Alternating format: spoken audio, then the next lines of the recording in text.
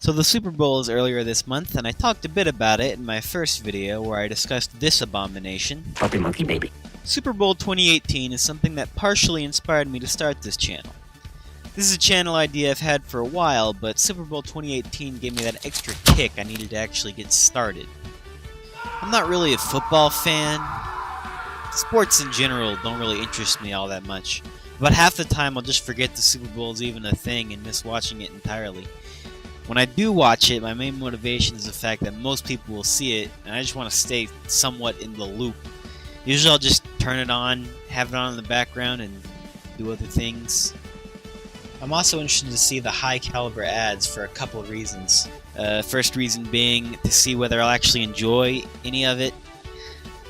Second reason being I'm interested to see what the marketing industry considers the best possible advertisement. Usually it's not very good. Super Bowl ads are usually better than the average ad, I'll give them that. But what really sucks about Super Bowl ads is that they're just trying so hard. Every ad during the Super Bowl wants to be the funniest ad ever, or the most heartwarming ad, or the most memorable just piece of shit. It's just so blatant and predictable, all the writing just comes off as incredibly desperate. So predictable, in fact, that I've condensed all of the Super Bowl ads down to 4 possible types of ads. So let's break that down. Type 1, the celebrity cameo.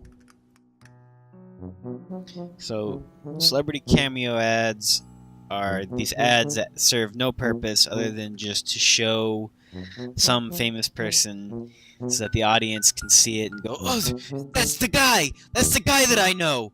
And that's pretty much it. They just you see the guy, and then that makes you want to buy the thing. That's all. It's really obnoxious. It's really obvious that that's all they're doing. That they don't. There's not really any thought. It's just like, hey, we have $10 million to spend on this ad for the Super Bowl. What celebrity can we reasonably get with our budget? And they say, hey, what about that guy from Game of Thrones? We could probably get him to do it for, 20 grand. That's within our budget. Alright, get that guy. And then you get this.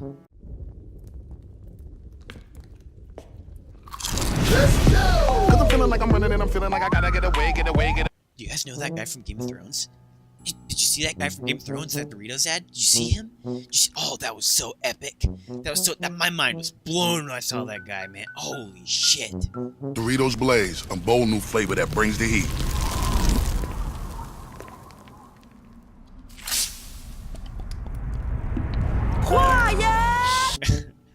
Okay, so when I first saw this ad, I died laughing because it did the whole thing where Mountain Dew and Doritos are combined.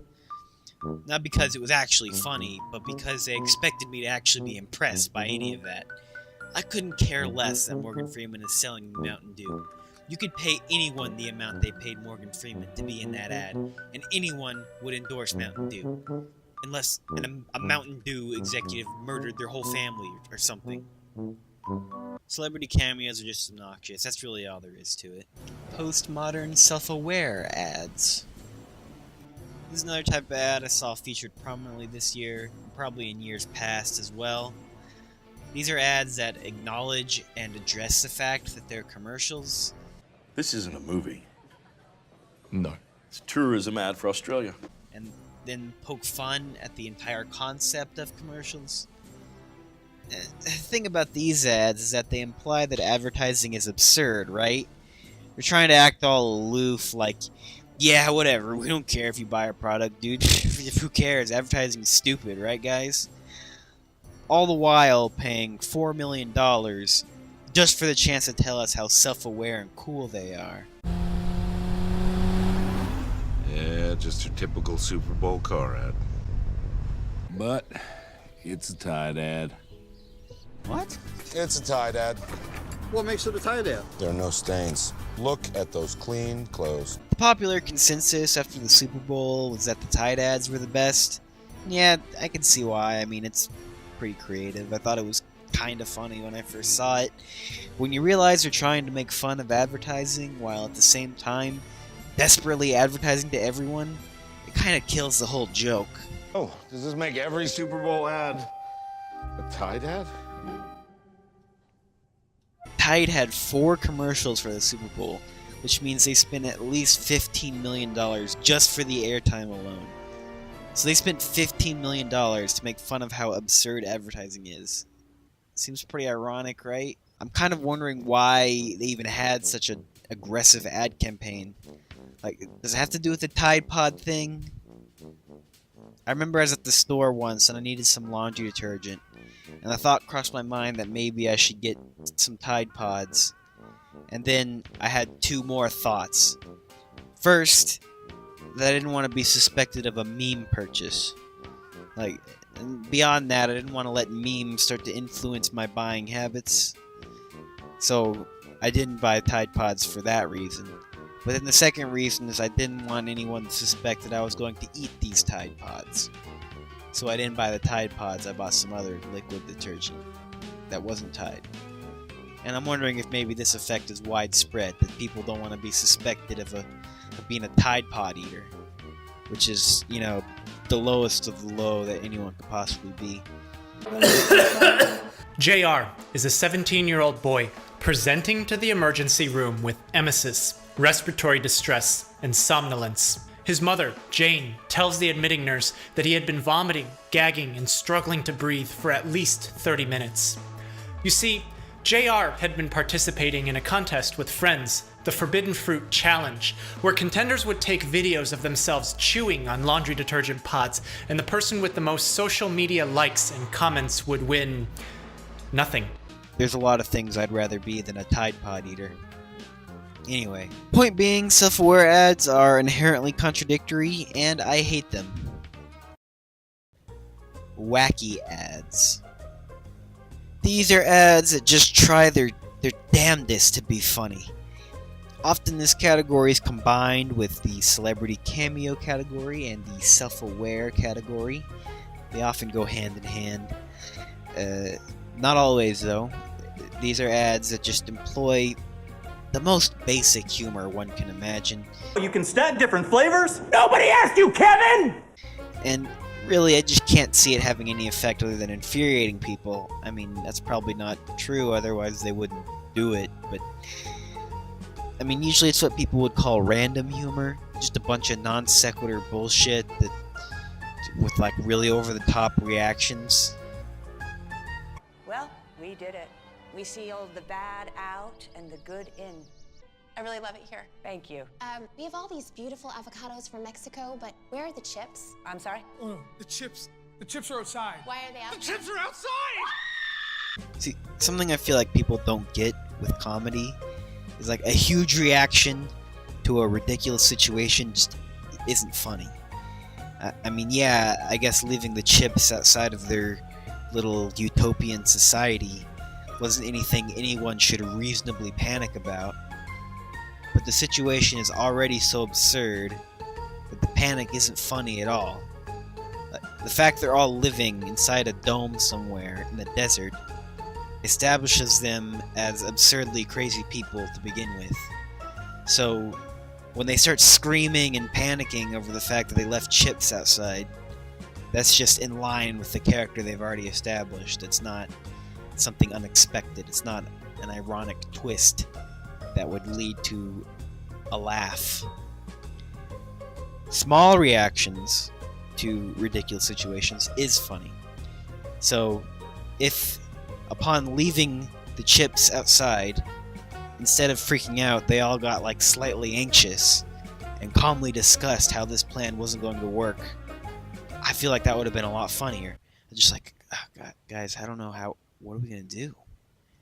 Like that reaction would have been hilarious, and I think I would have really respected that ad. But instead, we got this.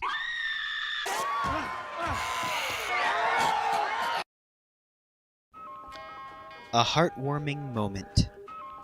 The final type of ad that I've sectioned off here is what I call the heartwarming moment ads.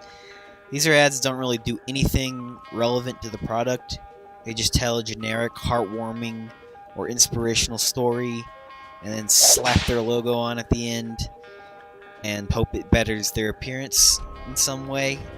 Kraft led an ad where they asked people to submit pictures and video clips through Twitter, promising that some of those submissions would be shown on the air in an ad later after the second half or something like that.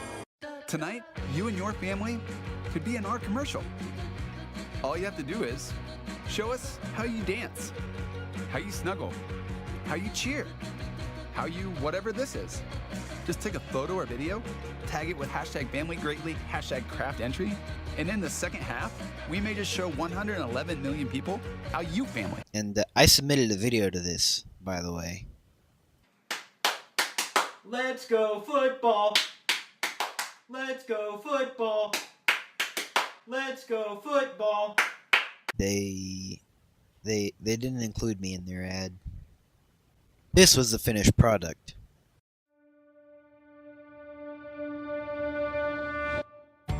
Tonight, thanks to all the photos and videos you shared, you showed us thousands of ways to family. Football. Anyway, I give Kraft points for creativity, but the fact it was slapped together in a matter of hours, it really shows. Point being, if these companies really cared about family values or whatever the fuck, they wouldn't feel the need to spend $4 million to tell everyone during the biggest TV event of the year. It's just stupid. So all these types of ads are trying to get me to associate something positive with their specific brand. But all it does is infuriate me. But, okay, so I'll admit, these ads are effective in some sense. They remind me of the existence of certain products that I then want to buy. For example, the concept of a really spicy Dorito is something that appeals to me. So soon after I saw that stupid fucking ad with the Game of Thrones guy, I eventually bought some Blaze Doritos. I hated to support their stupid fucking ad, but the product was still good, so I don't regret buying them. But the thing is, they literally could have had the same effect on me by putting up a black screen, a picture of the Blaze Doritos bag, white text, and the voiceover that said, "These are the spiciest Doritos we've ever made." That sounds pretty good, right? And that probably would have cost them 0.01% of the budget they spent on this ad.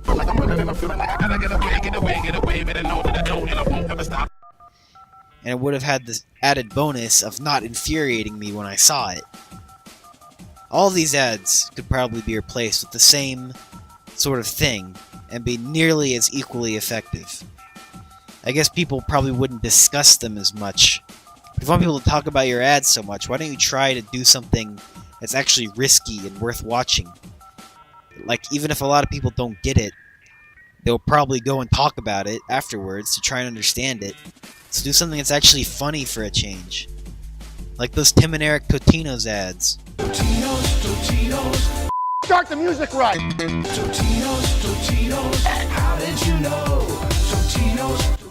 Now that's a Super Bowl ad I can get behind. Totinos, hot pizza rolls, and not burritos. No.